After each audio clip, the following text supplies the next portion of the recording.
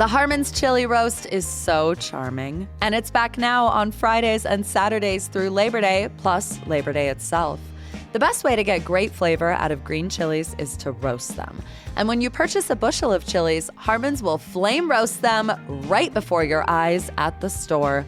Choose your own heat level. It's a celebration of roasted chilies all throughout the store, from chili cheese brats to hatch chili salsa. Head to your nearest Harmon's to check it out.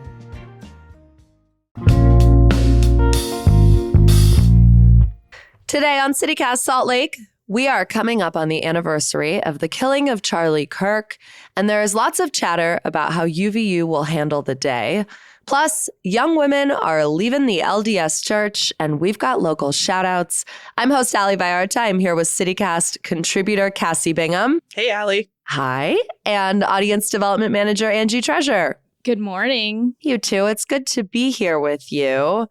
Let's waste no time. It feels like right now, as a state, as a nation, we are full steam ahead to the anniversary of the killing of Charlie Kirk, which happened here in Utah on the UVU campus a year ago, September 10th. This trial is also starting to get in process, and so it feels like it's all sort of happening at once, because it is. Cassie, you work at UVU. You're the director of the UVU Center for Social Impact. You were on campus the day that this happened. It was incredibly harrowing. The year after has been incredibly harrowing. How is the vibe as back to school picks up and we sort of march towards this anniversary? Yeah, the vibe, as you might expect, there's some trepidation, I think, on the part of my own staff, other staff and faculty on campus, and students, just in regard to, I think UVU has done a good job of making sure there's like heightened security. There's more security around large events now at UVU. There's a lot of consideration about like what events happen on campus, including in the main buildings of campus, which is great. And I think just generally in our country, there's such an atmosphere of like everybody being a bit on edge because of the heightened political violence that has become like a pattern in the last several years. And so I think that's the biggest thing in terms of just like some anxiety leading up to it, which is why, in part, and why UVU decided to create like a full campus closure for the day. I think that was a good decision and was like very welcome by faculty, staff, and students. I'm interested to hear you say that. Okay. Yeah. Angie, what was your reaction as somebody like very outside of this when you heard that UVU was going to close classes that day? Yeah, part of it felt like, okay, what was the motivation here? But obviously hearing Cass talk about it as maybe hey, let's not let it be a distraction or a focus of the day, and people can kind of be off and commemorating in their own way or just not being on campus. Obviously, it was a really devastating day for a lot of folks, and shocking to have, again, that act of violence happen so close to home. Orem, of all places, I just remember being so floored that something like this would happen at UVU. So I think giving people the ability to reset on that day makes a lot of sense. But when I did hear about it, I probably had the opposite reaction of, oh, they're taking a whole day. But having read about it now in the Turning Point USA event that's taking place on campus, I thought maybe UVU was participating, but it sounds like UVU is giving them the space to hold this event and letting everyone else be off campus. Yeah, or participate as they wish. Can you clear some of that up, Cassie? Because I will tell you, like, a couple things I've heard in circles that I'm in. One, when it was announced that classes would be canceled and the campus would basically be, closed for this day, I was like, so we're making it a holiday. Like, that's where my head went. And I was like, I don't think I like that. I had a gut reaction to that was like uncomfortable. I'm really interested to hear you say that actually this was like a groundswell request that came from faculty and students. And then the other thing I've heard is like, wait, UVU is hosting a Turning Point event, but is that true? It's not really true that UVU itself is hosting a Turning Point event. The event is being held at the UCCU Center, which is on UVU campus and is part owned by UVU. It's an interlocal cooperation ownership between the county and UVU. which means that a minimum of 40% of the events that happen at UCCU have to be like within what's called like the public's interest, quote unquote, right? So that's a hard nuance, is that UVU, like for the original event that happened on UVU campus when Charlie Kirk was assassinated, there's also some nuance there that a lot of people don't understand just about public institutions, right? There's freedom of speech, like obligations for public institutions when it comes to students and student clubs, right? And Turning Point USA has a chapter at UVU that's a student club that has freedom of speech rights to put on events that basically, unless they're like surpassing a very high bar of hate speech or like expected violent threat, right? Even the original event was put on by the student club, and UVU like was obligated to allow that club to host that as long as they could, you know, put forward the funds and everything. So that's a hard thing, is that people will be like, wow, UVU invited Charlie Kirk. And that even isn't really entirely accurate. And now it's like, oh, now UVU's, you know, putting on a memorial, and that's not entirely accurate. I mean, in my understanding, after this happened, we talked to you a lot about, you know, as time passed, the experience of being a member of the UVU campus community in the aftermath of the assassination of Charlie Kirk. And one of the things that I feel like was really a prevailing theme is that this was something that UVU had to tolerate and manage. Like, I remember you even saying there was sort of this like morbid tourism that was like emerging out of it, that people wanted to go and see the campus. I mean, even to this day, when I have a friend in town and we drive past the U, they go, is that where they shot Charlie Kirk? And I say, no, it wasn't. And so like, it also, I imagine, is exhausting. Absolutely. That's part of why I think the on-campus reaction to campus closure might be different than the public's perception. A lot of people are reading journalism, which, you know, I get it. Like the way that it's going to be reported is going to include all of the like macro level, like dynamics, including the politics and also the other players, right? The other stakeholders that include like our own legislators, like saying what they want to say about it. Right. And Turning Point USA National, you know, and the literal federal administration weighing in constantly, right? And so I get why journalism is and reporting is happening the way it is. On campus, I would say it's very, very different. It's a very different experience. The shooting itself happened like down the hall from me. I had staff members who witnessed it. There were students there that I work with who witnessed it, both who were attending out of curiosity, some out of support, some out in protest, right? And so like this was a very, very personal thing for us to see an extremely violent act in front of our very eyes. And then to also flee.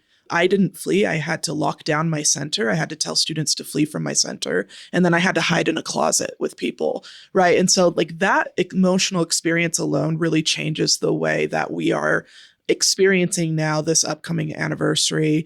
And also that tourism that you're talking about has not ended. And you've got people at UVU, some who are very, very in support of making this about memorializing Charlie Kirk. There's many people who are very much against that, who maybe want a memorial in the courtyard, but would rather it be something, you know, about unity and about anti, you know, violence, and other people who don't want anything because they just want to go to school at UVU without having people stop and use the campus as like a tourist site, right? Because they're just trying to go to class. And so you can see why people would be kind of happy with all of this going on campus, that campus is closed that day out of PTSD for some people.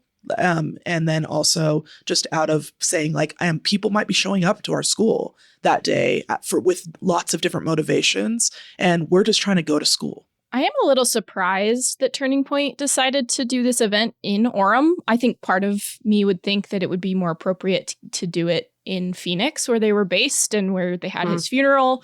And I certainly understand why it would be held in Orem, but at the same time, this was just a stop on the tour. This wasn't really a place that had special significance before September 10th of 2025. And would think they'd maybe have more capacity at a location in Phoenix, but at the same time, you know, this is my, you know, my personal opinion on that. Just Cassie Bingham, not a representative of UVU, I want to say, for this entire conversation.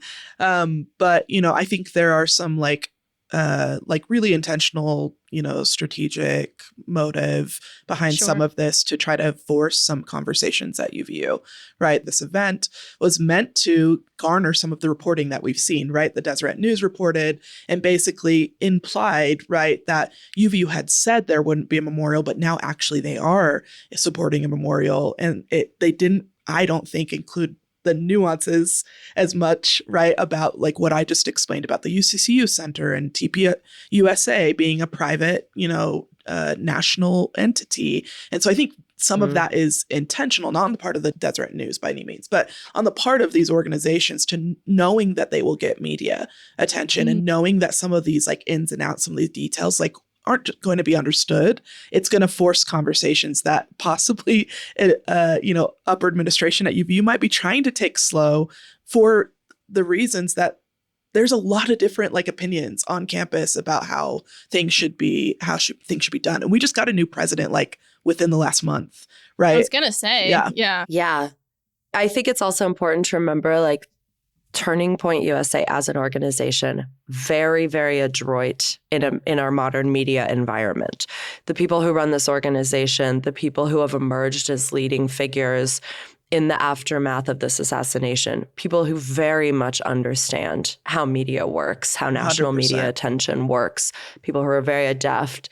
And I think like it all points in the direction of some really important questions that I think maybe, to your point, Cassie, like we're not ready to answer yet, but we will have to. Like, do classes get canceled again next year? Right. Does that then make this feel more like a holiday or like right. Because this is, for example, UVU is a state school. It's a state institution, right? So like, you brought up more security on campus. I think even the question of like security and safety and what that looks like is something to talk about. Like, we know that concealed carry is legal on Utah campuses. That was a decision of the Utah legislature. Right. So what does more security actually mean in terms of safety if guns are inherently welcome on campus? And in theory, anyone who can get a permit can be carrying one. Like there's so much layered here, and the noise becomes like a really good escape for thoughtful dialogue.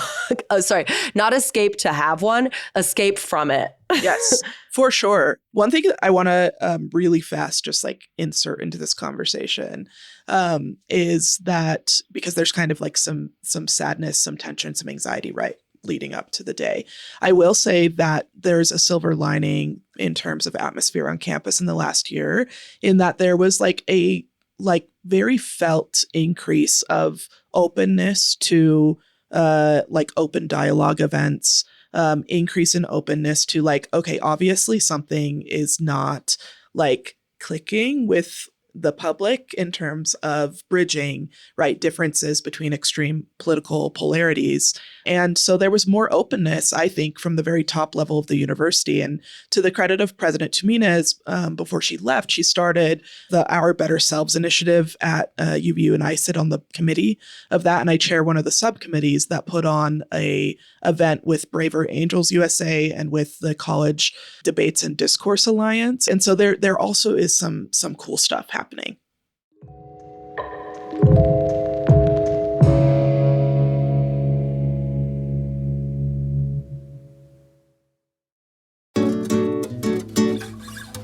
Learning happens online now, and I think that's cool. There is nothing wrong with being connected. You just gotta stay protected. That is where Webroot comes in. The word cybersecurity seems intense, right? Like it's a big corporate problem. But there are probably a lot of devices in your own home moving lots of personal information around. So take advantage of back to school to set up a family cybersecurity plan. Webroot handles everything from identity protection and password management to antivirus. They'll block suspicious links. I am not too cool to admit that I've been scammed, I've been spammed all over the place. I've fallen for all of it. It sucks, and I'm ready for peace of mind. Go to webroot.com/audio and get 60% off today. That's webroot.com/audio to get 60% off today. Live a better digital life with Webroot.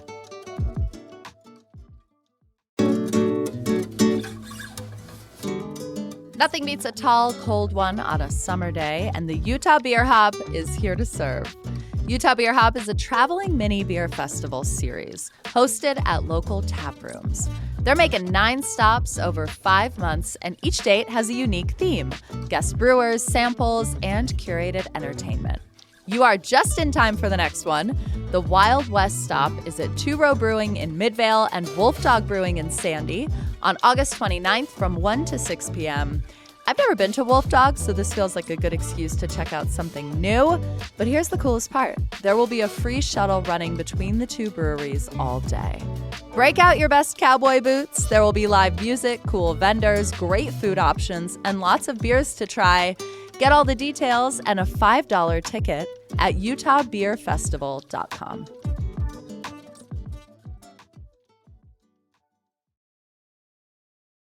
CityCast Salt Lake contributor Cassie Bingham and audience development manager Angie Treasure. Story in the Salt Lake Tribune last week from Jana Reese, friend of the show. And the headline is, "Why are so many young women leaving the LDS church?" Now, Jana has her theories. She's a member of the church. She points to a couple different studies in this article. One of them, sort of the most dire, found that about 4 in 10 Gen Z women who grew up as Latter-day Saints are still in the church, which means 6 in 10 have left. That the retention rate among 18-year-old LDS women is about 37.5%.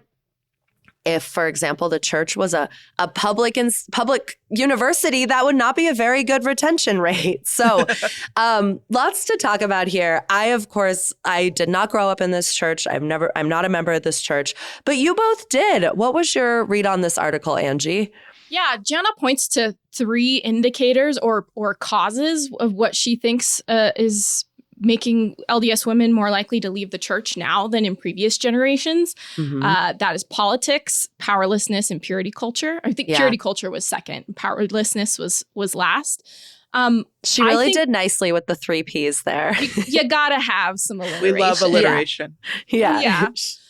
And as I was reading through it, I also listened to a conversation she had with Dr. Benjamin Park on his YouTube podcast about this, which I thought was really interesting. I think the politics piece is a huge part of why a lot of Latter-day Saint women are leaving the church. I think politics has become more and more tribal, where maybe in my generation, a generation before, certainly your politics mattered, but they weren't necessarily as much the forefront of your beliefs. And there's such a tension now, especially within the church, around who you support, what causes you support, and where that lies in conflict with the church. So I think that is a major part of it. I did also find interesting, this was something Jana got more into in the conversation with Dr. Park, was that in previous generations, a lot of men were more comfortable leaving the church because they could maintain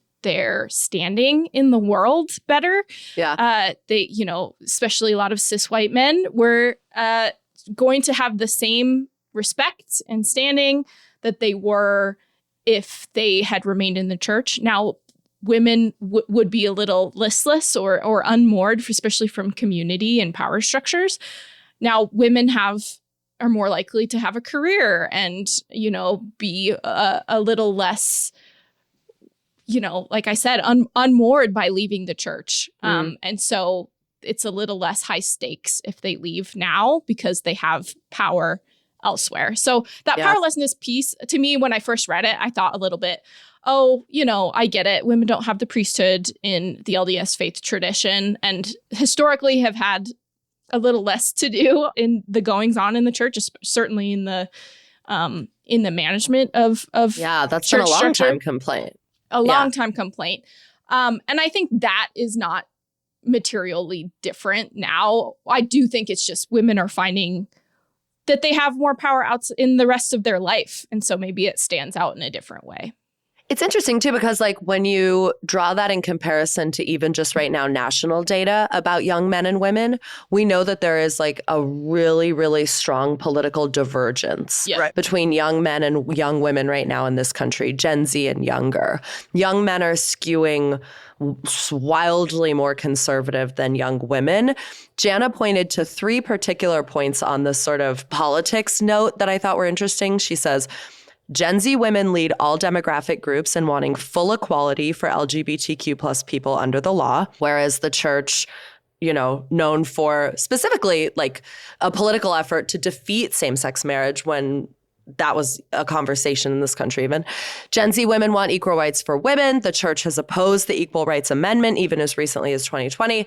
And then the third one she points to is Gen Z women want legal access to abortion, which the church opposes except in relatively rare instances. And we've also seen that stat come up when we've talked about Utah's economic position, because being a state that has, though it's currently tied up in court and not in effect, but has passed a total abortion ban, some employers believe will get in the way of attracting young talent to live in this state and work in this state because, again, Gen Z women, this is a big issue for them.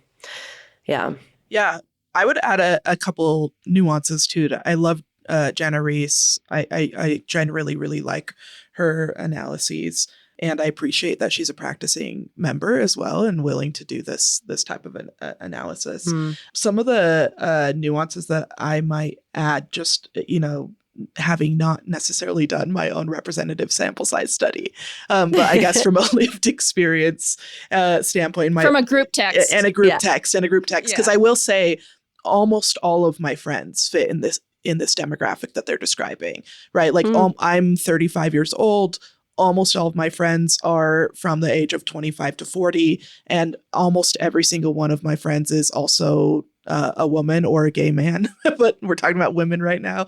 And most of them, almost all of them have left the church, right? And so I'm surrounded by this demographic pretty constantly. I would say a couple more things that I might add is that, like, education wise, right, we're seeing at the national level like more women who are like entering higher education and completing higher education degrees, and you see kind of an inverse effect with men, right? And I think that I would be interested in looking up some studies around like what higher education does for both men and women that is common, but also that diverges. I think another thing I would say is that we have like a big decline in the birth rate globally, but specifically in the West. And when you see those same statistics come out about the divergences between men and women, Gen Z, men are the ones who are saying they want children. And I think that is probably different than a few decades ago. And also, you know, we could theorize about why men are so willing to say they want multiple children. Yeah. Compared Seems like being a dad rocks. Yeah, exactly. And so I'm part of that. And I would Go ahead. just to like add to you, Angie, like I think that's part of it too, right? Is like women maybe used to feel listless outside of the church, in part possibly because they had more children. And the church, that's a huge part of the promise, I believe, that the church is promising, is like, we're going to give you basically a guide to like how to raise your children, how to protect your children, how to get your children to salvation, right? Who wouldn't want that, right? I mean, I think you have less women who necessarily feel that is a need, you know? Endure to the end, baby. Yeah. And in a nation where a lot of people aren't having children because they can't afford it, the church is the social safety net that doesn't exist elsewhere in our society. The government doesn't provide a safety net for young parents as good as what the church is providing. Like, you basically get a family of people that will help you raise your child and help you out in a crisis. Right. Well, that was the other thing I was going to say is we just think of the economic reality of the ability to have a parent in the home full time. And that's just like not as feasible for most families. That has also shifted, I think, the way the church has to approach the story it tells women about what their life, what it is to be a woman. Like. Yep. Yes. Angie, I don't know if, you know, if you're comfortable, I guess, on air. Sure. Just because we have you and I on here who are part of this demographic, like what were your reasons for leaving? I was about 26. I was a born and raised member of the church. I got married at 19 in the temple. And I realized in my shift, I grew up in an excellent ward. Again, a lot of people talk about bishopric roulette and how different things can go ward to ward. And I found the shift from young women's, which I really loved and had a lot of leaders that I felt were telling me a story, again, telling the story of like what I could achieve. And then the shift into Relief Society. And especially as I was kind of making my own decisions, 19's really young to start defining what womanhood and what your adult life is going to look like. And that felt really jarring. They've since changed some of the language in the temple when I went through. For those who don't know, when you get married in the temple, you take out what's called an endowment. It's basically another set of covenants you're making. And the church has changed some of the language that is spoken in the endowment. And I just remember my heart breaking, especially from a female perspective, in a way that never came back. As someone I was on seminary council. I went to EFY all for, I'm a high achiever. I love doing things well. I've had a really lovely church experience growing up, and I think it set me up for success in a lot of meaningful ways. And I still have a lot of lovely family members who participate in the church, and it's a huge part of their lives and meaningful for them. But once I started making my own decisions as a woman in my 20s and working because I had to, and it just all started to fall apart for me in terms of what that promise was. And also as someone who didn't think they wanted children, that was a major piece. I kind of waited for that to click in, and it never clicked in. And so what does that mean for you as a woman? Just kind of crumbled away for me. Yeah. I'm hearing, I have like big resonance with most of what you're saying right now. Yeah. And obviously I didn't have any, intersectional oppositions aside. I was, heterosexual woman. I fourth generation, sixth generation Utah, whatever I am, we've been here forever. So yeah, I was really set up to succeed, and it still kind of all fell apart for me. Can I ask a question of both of you? Because I feel like a conversation we're having similarly right now, again, more nationally, more like separate from, well, I think a conversation that is also being had in this country right now is like what replaces church, Sure. right? Like church for hundreds of years in this country was where we organized, where we met people, where we cared for each other. And we are slipping into this loneliness epidemic. And there are a lot of people who are really keen, not slipping into, we're in it. Yeah. We're all in it. The data sucks. Keen to offer the intersection between increased loneliness and decline in people participating in institutions like church as being a causation. Whether or not that's true, is there a version of the LDS church that you would be interested in returning to?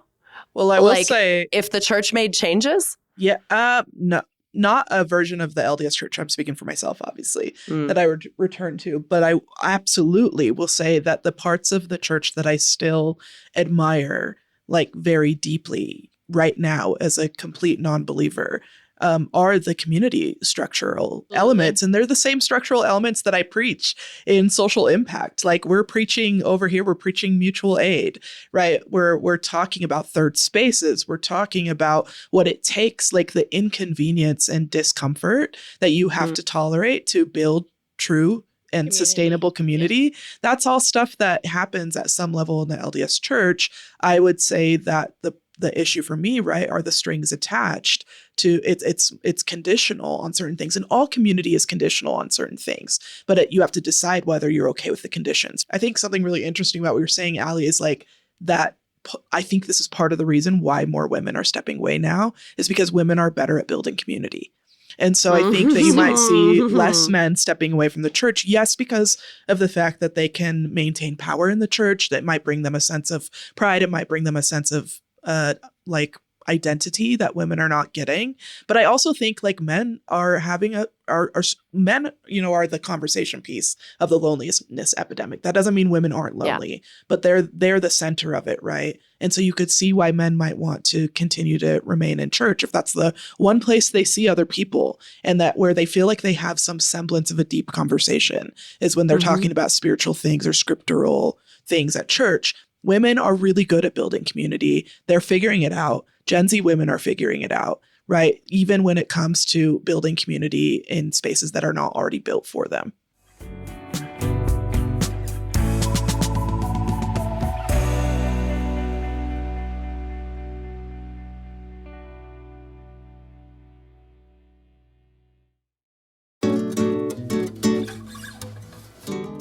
It's almost back to school season. The house will find its rhythm again, and a good night's sleep will be more important than ever. Invest in yourself with Cozy Earth bedding. Here's how I tuck in. Cozy Earth bamboo sheet set. It's silky and like cool water to the touch.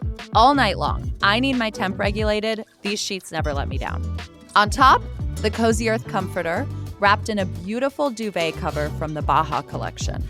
Very Southern California, mid-century modern sort of aesthetic. Cozy Earth stands behind everything they make with a 10-year warranty on all bedding and a 100-night sleep trial. If it is not the best sleep of your life, send it back. Everything else is getting back on track. Your sleep should too. Head to CozyEarth.com and use code CozySaltLake for an exclusive 20% off. That's code CozySaltLake for an exclusive 20% off. And if you see a post-purchase survey, mention that you heard about Cozy Earth right here.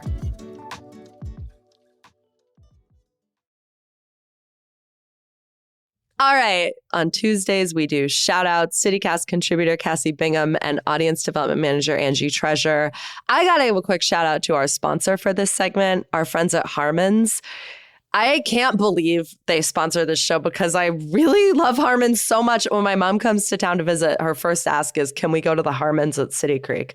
But something really fun that Harmon's does every year around Labor Day is the chili roast. So if you've been to your neighborhood Harmon's recently, you've noticed these like giant barrel drums that are roasting hatch chilies. And if you buy a bushel of chilies at Harmon's, they will fire flame roast it for free for you on the spot. The other thing that's cool about the chili roast is that the store is full of roasted chili specialties. So just a couple of things you could pick up on if you're looking for an easy weeknight meal this week. Roasted chili chicken enchiladas, a green chili sweet pork burrito and carne asada burritos. There's a green chili and cheese tamale that you can pick up. I was in there on Saturday and they were giving out samples of a Hatch chili ice cream that they made with a little ice cream maker they sell in store.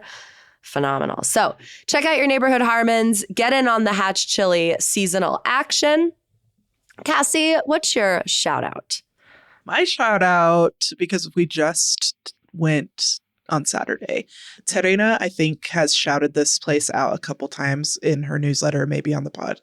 But it's Sagado Bakery and Cafe, which is a Polynesian-owned bakery. And there is a really delicious palusami corned beef pie that they have that I just tried for the first time. It was so good. Like the pastry itself was perfect. It was like perfectly buttery, perfectly flaky, yet soft. And the if you don't know what palusami is, it's a Pacific Islander dish that has like taro leaves and like coconut cream and onions like all baked into one. And then they put it with corned beef. And it's just so like savory, but it's like creamy. It's just so yummy. So try that if you haven't. We also got other stuff there. I think Terena always shouts out the guava cake. We might have that guava cake at our wedding. We love it. Oh, I love a meat pie though. I love those New Zealand style like meat pies. They're so comforting, especially as we head into fall. What about you, Angie? What's your shout out?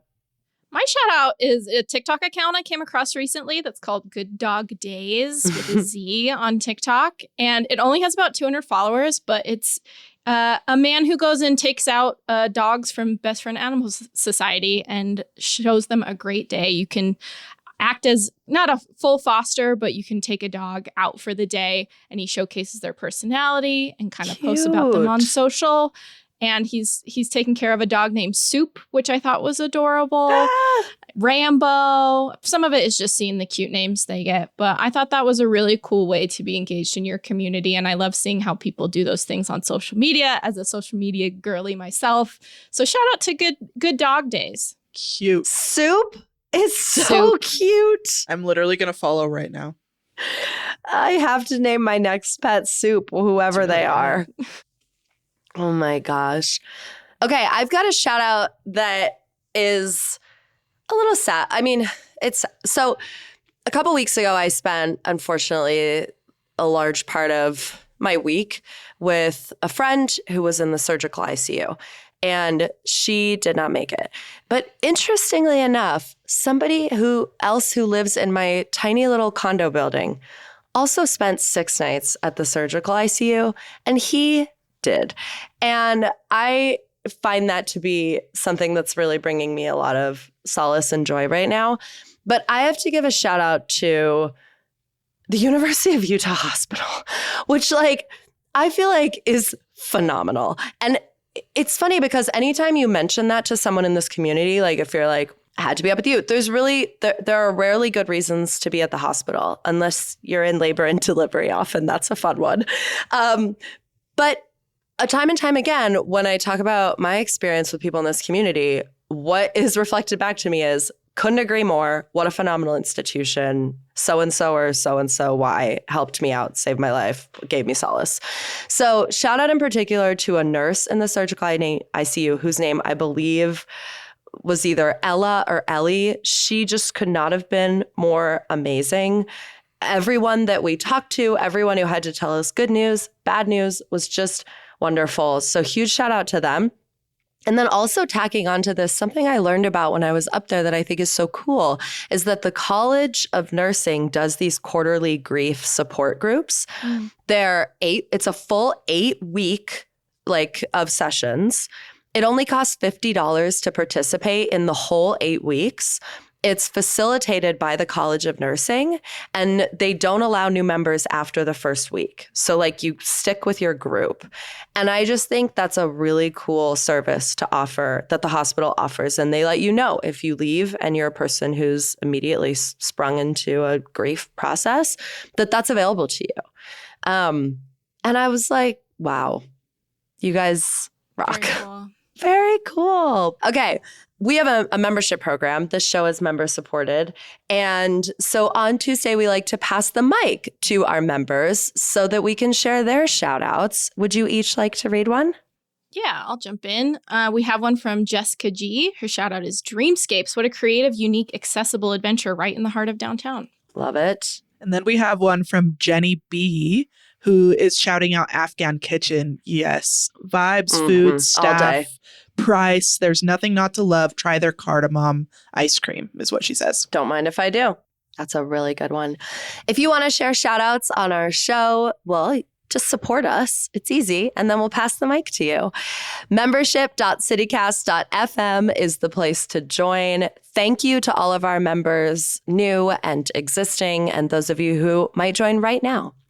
CityCast Salt Lake contributor Cassie Bingham and audience development manager Angie Treasure. This was a raw show. I feel like we picked at some scabs. Thanks for being here with me today. I really appreciate you. Thanks, Ali. Thank you. That is all for us today here on CityCast Salt Lake. We will be back tomorrow morning with more from around town. Take care.